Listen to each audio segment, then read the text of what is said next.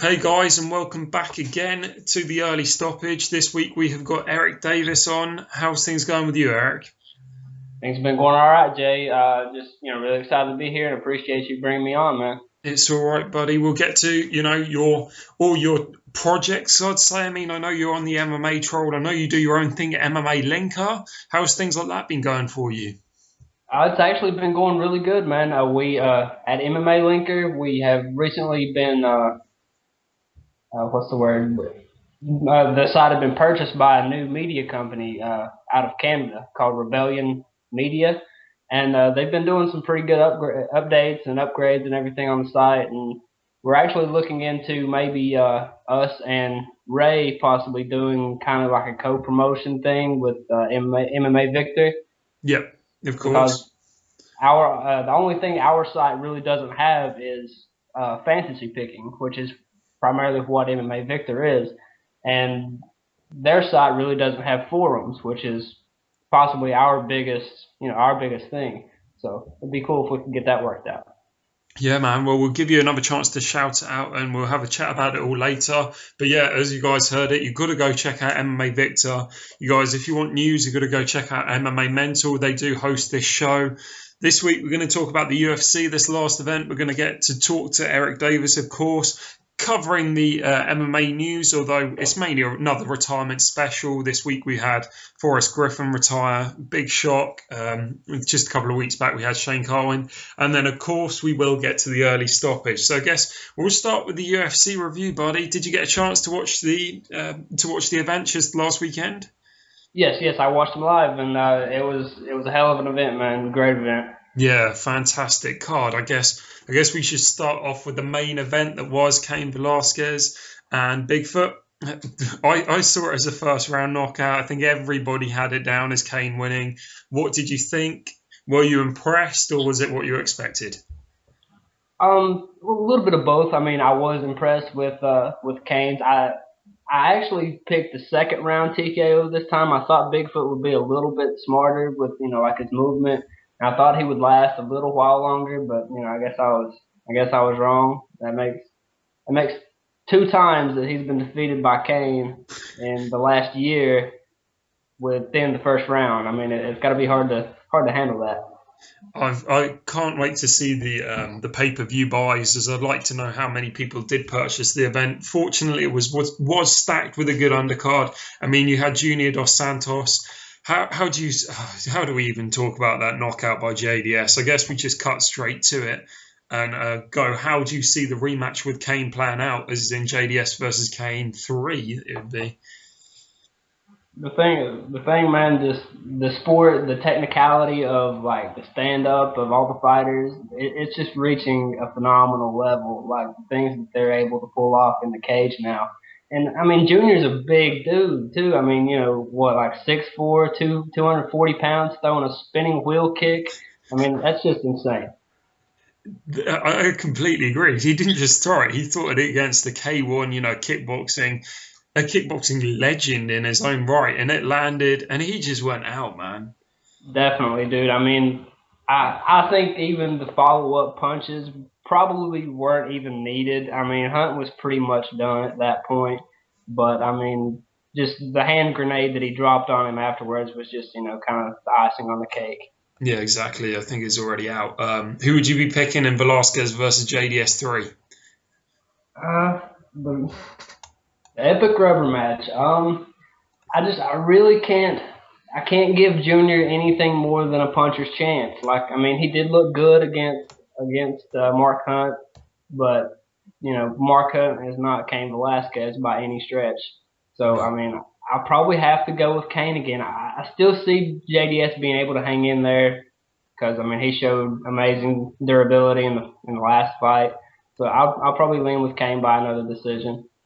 I mean, speaking about title fights, TJ Grant, man, he has looked on a tear as of late. His coach, it's like he's put together a game plan to beat everybody in the division. What do you give TJ Grant in terms of chances against Benson Henderson? I think he actually has. I think he has a very good chance of possibly dethroning Henderson. The people that Henderson seems to struggle with are people with good stand up and people that can prevent his takedowns. And I think T.J. Grant can do both of those because Grant is a big guy for 155. Cutting down from 170. He hung in there wrestling wise with the likes of Johnny Hendricks and Dong Hyun Kim. So I definitely think TJ has a chance, and if he comes out on the wagers as an underdog, it probably wouldn't be a bad bet. I think he will be walking in as an underdog, as it feels like most of his fights now he's walked in as the underdog. I was completely blown away by TJ. I mean, people were saying that he's the new breed. He's Gray Maynard, but new. Who did you have for that fight, and did it play out as you thought it would? No, it definitely didn't play out like I thought it would. I had Maynard. I thought it was going to be really really close. I think I actually had Maynard by a split decision. And if I remember the fight correctly, I haven't rewatched it, but I think Maynard did tag Grant a few times with the right hand prior to the knockout. But I mean, that just shows that Grant does have a good chin, and he just increasingly looks better and better each fight. That is completely true. I mean, I'm just wondering. I mean, his coach, every time he's thanked his coach on the game plan, and this time it was all about the right hand. He said that he's practicing the combination for weeks, he's practicing backstage. I don't even see any weaknesses in Benson Henderson's game. Do you reckon his coach has got a game plan? What sort of? I mean, you talked about him not having the best striking, but it seems like he's outstruck everybody he's fought. What have you seen any holes yourself in Benson Henderson's game?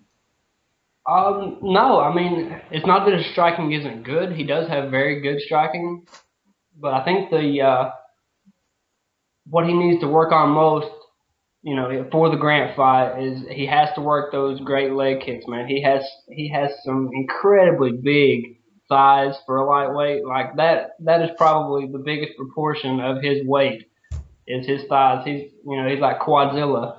He's huge. So he definitely needs to work them leg kicks against Grant.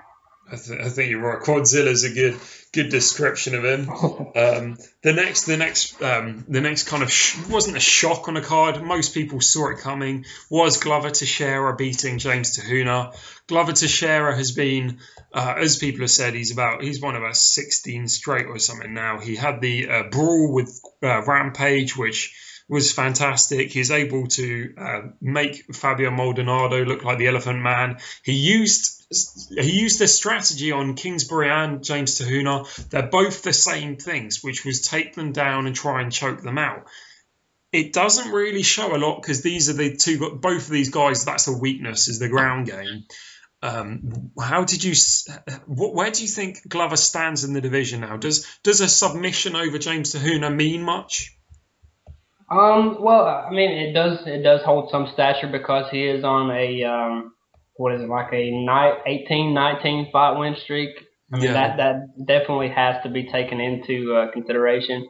But at the same time, I gotta agree with what Chael Sonnen said. If you watch the pre-fight show on Fuel or the post-fight show, that I think they have Glover ranked at number 4 at light heavyweight on the rankings, but he hasn't beaten a single opponent that was ranked in the top 10. So how does he deserve that standing?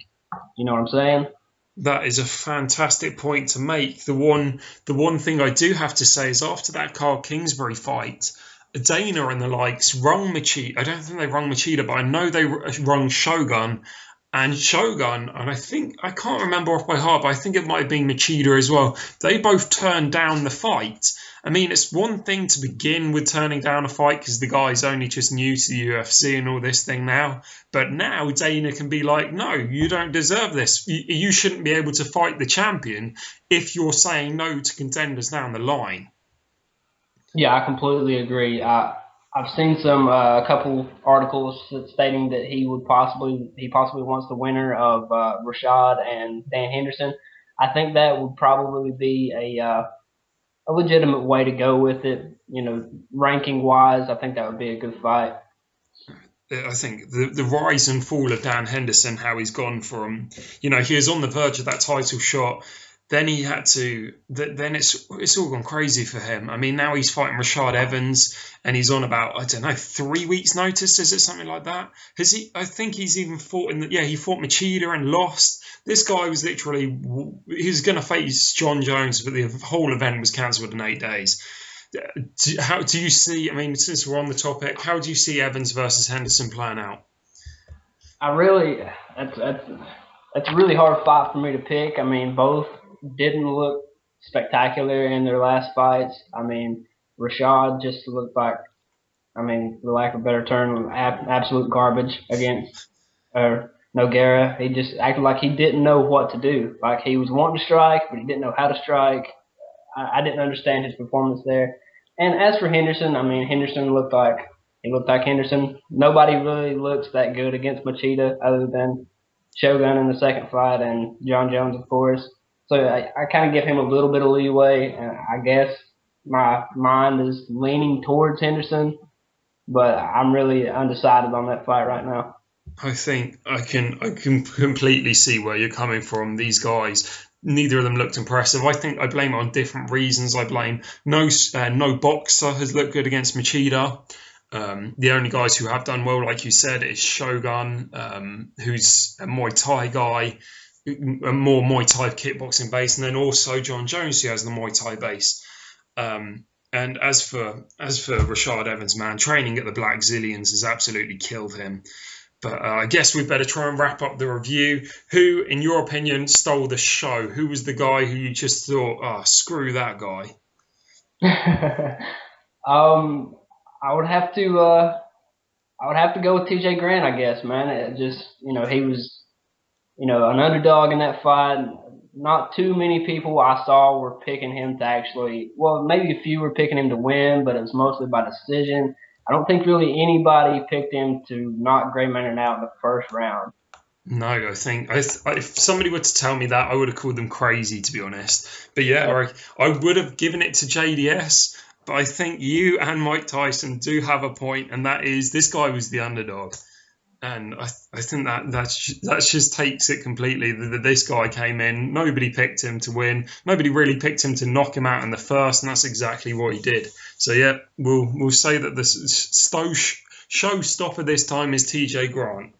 But yeah, I guess we'll get started on MMA Linker. I mean, you mentioned that it was there's a new media company who's come in. How did all that come about then? Well, I really don't know all of the details underneath it. We were under different management, like I said. I'm an administrator on there. I just help like run the site and keep it clean and everything. And they were purchased. They purchased the web space to Rebellion MMA or Rebellion Media, sorry. And the guys that run it have been very vocal. Really easy to contact. If you email them, they're always really quick to reply. So everything's looking up for Linker right now. If you haven't checked it out, you need to check it out. I will definitely go away and check it out, man. I haven't personally even had a chance to check it out yet. I've been so busy. But what sort of content is on? I mean, if you've said that the only things you're missing is really a forum and a forum and side games, have you got? I'm guessing news and things like that over there. Yes, I mean we have probably one of the biggest forums out of any of the local or any of the top MMA websites. That's basically what our site is. It's videos and fight videos and the forums. We have let me think, roughly around last time I looked, it was like a little over a million. I think, members, active members.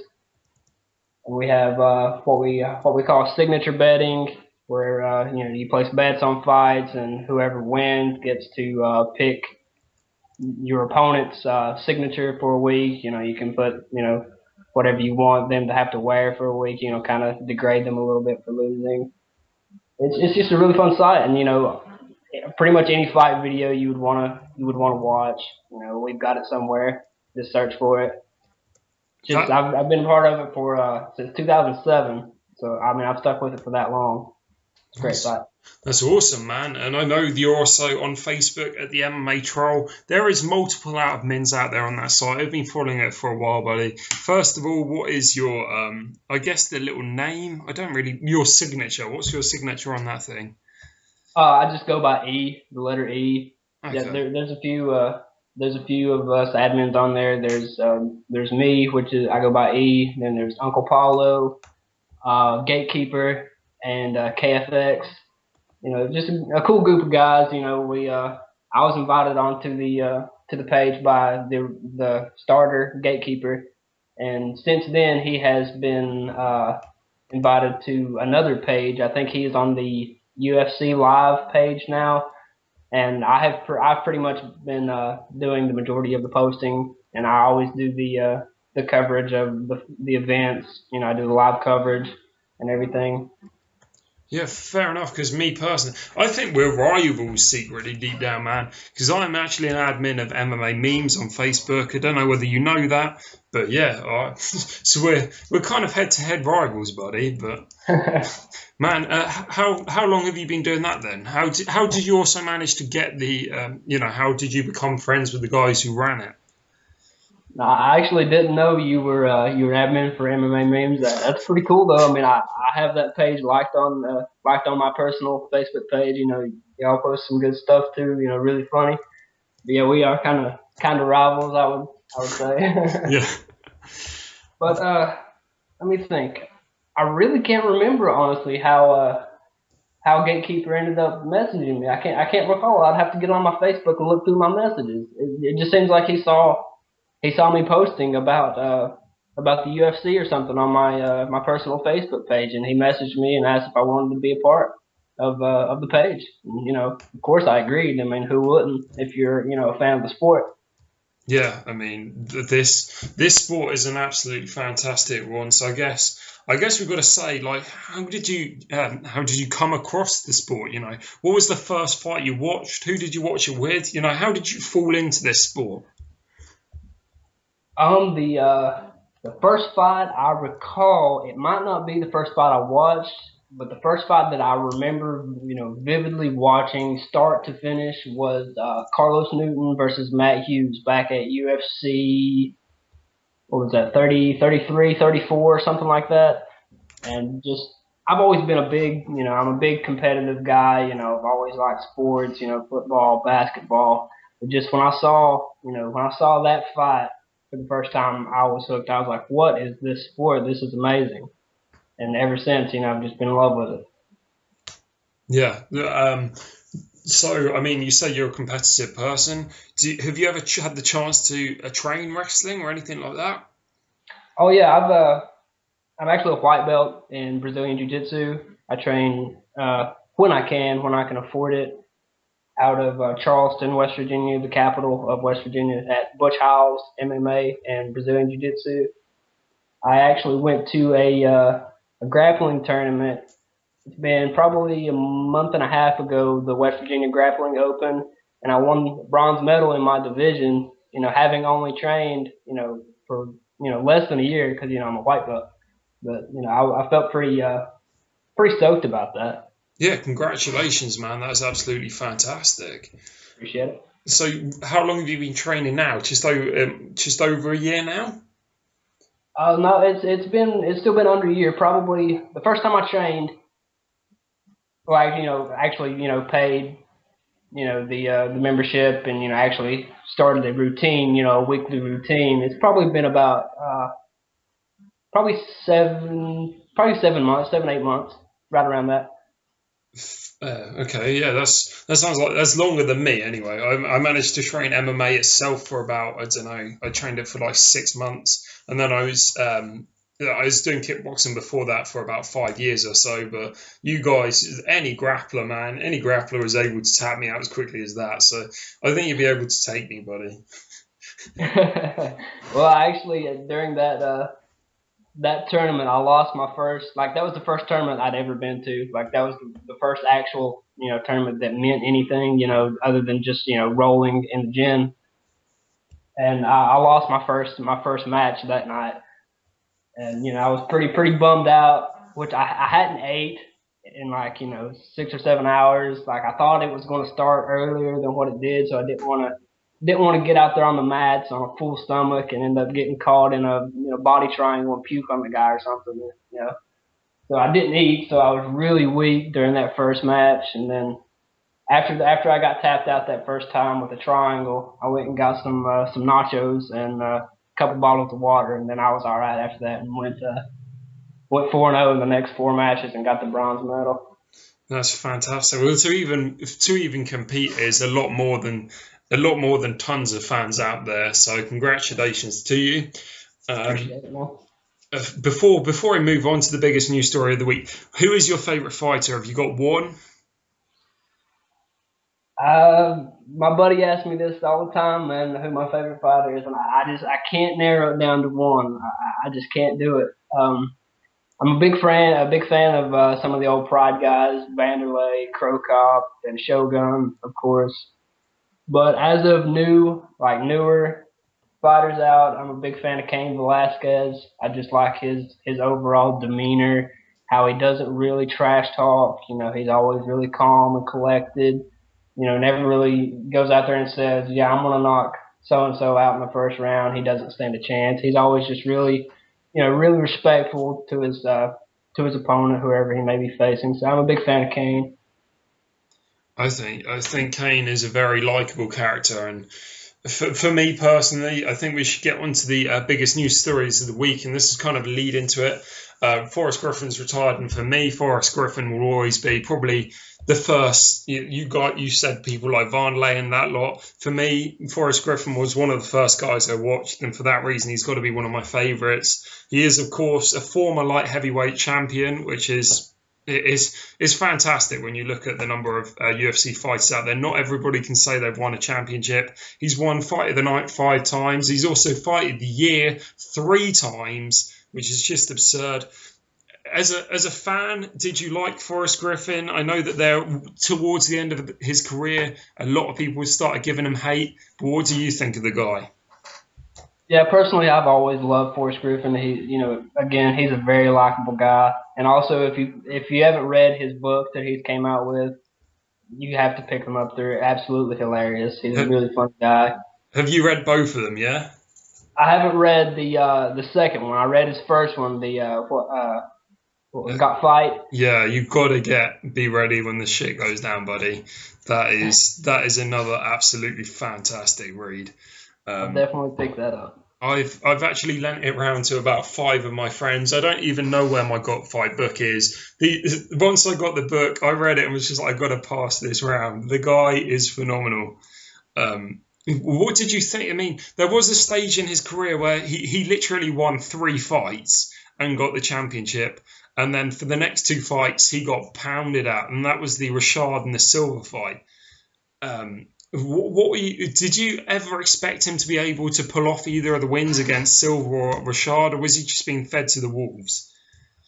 Well, Anderson, no, I just really didn't see him being able to do much against Anderson. Which, I mean, who has other than Chael Sonnen in the first fight? But yeah, the Anderson fight, I guess, was just a really horrible matchup for him. But I actually thought he was going to win the Rashad fight, and I think he won the first round, remembering it, but I'm not positive on that. But he was looking good. It just kind of seemed like he got a little too a little too not confident, a little too comfortable and a little lazy with his guard. And Rashad caught him with a big right hand and finished him with the ground and pound.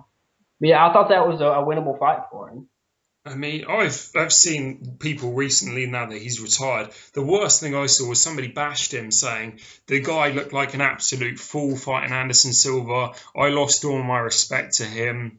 The one thing I've got to say is whoever's saying things like this. First of all, you're not a UFC light heavy. You're not even a UFC champion. You're not even a UFC contender, probably. Secondly, I'd like to see anybody go in there and fight Anderson Silva and keep going forward. I mean, very few people keep going forward, and he didn't ever stop getting up. He always came forward. He never waited. You see guys like Belfort, they wait. Forrest Griffin just came in there and tried to do what he did, and he lost to the greatest of all time. I hate when people are not giving him respect. He did stuff that you can't even imagine. Yeah, I completely agree with that, man. That's just that's utter, bullshit that people would just, hate on him because he got finished by Anderson Silva. Like, big deal. I mean, he still went out there and he still was trying to try. He was trying to hit Anderson with everything he had. Anderson was just way too fast. That's been one of Forrest's main setbacks was that he was a little slow with his striking, and that's why I didn't think he had a chance against Anderson. But still, you got to give the guy respect for even getting in there with the guy. I mean, I know I wouldn't do it. I wouldn't fight Anderson Silva. I don't know many people who would, and he did a lot in his career. I guess the one thing before we move on to the early stoppage is, do you think, looking over his career, there is one guy who he really should have fought? Like a matchup that I think. Yeah, I mean, he was going to fight Chael Sonnen for the second time. There's been talks about he was going to fight. I think there was even talks about Chuck. There could have always been the Tito Ortiz 4. Do you think there was? He was also going to fight very recently Phil Davis. Is there one fight you would have liked to have seen him fight, or maybe you would have liked to have seen him bow out on? Yeah, back in the day, I would have liked to have seen the Chuck Liddell fight because if wasn't Chuck Liddell his coach on the Ultimate Fighter? Yes, he was his blue team. Yeah. So yeah, he was. Yeah, that would have been kind of interesting. Coach versus student. I thought that would have been pretty cool. And well, yeah, that's pretty much the only one that really sticks out that I would like to have seen. I wouldn't have minded seeing a Rampage rematch because since a lot of people thought that was kind of controversial that he took the belt for Rampage, a lot of people had Rampage winning and such and such. Yeah, I think especially after the Tito win, when everybody was hating on him, Rampage was on a downward spiral. I mean, Rampage, nobody really picked Rampage to beat Glover. They never thought he was going to dominate him. I think that would have made sense for us versus Rampage when Rampage was going to bow out. I didn't even give that a thought, really. But I guess if it's all right with you, we had better look at summing this thing up and moving on to the early stoppage, if that's all right. Let's do it. I mean, you've had a chance to read the rules yet? Yeah, I've read them. Well, we will go for, I don't know, I think we've got time for 3 minutes maybe. So just in case for the listeners who haven't heard this before, and of course, just for your own benefit and reminder, the Early Stoppage is a game show where me and my guest this week is Eric, will talk about a specific MMA related subject, and then the aim is you can't say yes, no, or a predetermined word. As soon as the word is said, that person loses. So of course your aim is to force your other opponent to say one of the words, so you may win. So the example could be, the topic could be like describing what a knockout is, and you can't say the word concussion, and it becomes very tricky very suddenly because of course the other person is trying to lead you into saying that thing. So the topic this week is back kicks' sudden rise to popularity. The word this week is spinning because, of course, we've had spinning back kicks all over the place. The other two words that you can't say are yes and no and variations on them. So yes, yeah, nah. You are doing it for the guest buddy, the host. I'm the host. It's 3 and 3, so it's all to play for in this one. Are you ready, man? Absolutely, man. Let's get into it. Brilliant. Well, we will start now. I mean, we've seen Uriah Hall knock out Adam Sella. We've seen Junior Dos Santos knock out Mark Hunt. We've even seen Vitor Belfort. Back kicks have been thrown every which way, aren't they? I agree completely. It's just been, like I said earlier, just the sport is rising to a whole new level of technicality, like the techniques being able to be thrown inside the cage. I mean, it's one thing to throw that in practice, but a completely other thing to be able to throw it effectively in the cage. Yeah. Oh, man. Are you kidding me? Are you actually kidding me? 44 seconds. I've got to change my grammar completely. I was going to say, yeah, I completely agree with the Roger Howlett. Then I was going to lead into the Roger Howlett spinning back kick to the nuts. But, man, Yeah, I need to change the way I say yeah. I need to sort that out because I did the exact same thing last week and I can't believe this. So congratulations, man. You brought it back. You brought it Appreciate it. back to the guests. And on that note, you have been a fantastic guest and it's been great to have you on. I would give you a personal plug, but you don't have Twitter, do you? Yes, I actually do have a Twitter. You do? Man, I need to follow you. Where you at? What's your account? My Twitter name is Rico, RICO, MMA 1990. 90. Ah, yes, I see you. I'm going to click that follow button now. Do you tweet often? I mean, I would see how many people we can get on that are viewing, that are listening, but do you tweet often? Mostly on fight nights. I usually don't tweet a whole lot, like during the week, busy work weeks and whatnot. But on fight nights, I'm always on there. Well, guys, you've got to go out and follow at Rico MMA 1990, which means you are a year older than me. But just point that out there. But guys, I want to thank you very much for listening. Eric, you've been a fantastic guest, buddy. Appreciate it, man. I really appreciate you bringing me on, and it's been a lot of fun. And as he said, you guys have also got to go check out MMA Linker, the MMA troll on Facebook, where he is E. So whenever he posts, if you want to go give him some abuse, go do it, man. I'm sure he'll appreciate it. Absolutely. But yeah, thanks again for listening, guys. I never have a guest next week planned, so we'll just see how it goes. But thanks everybody for listening. Take care.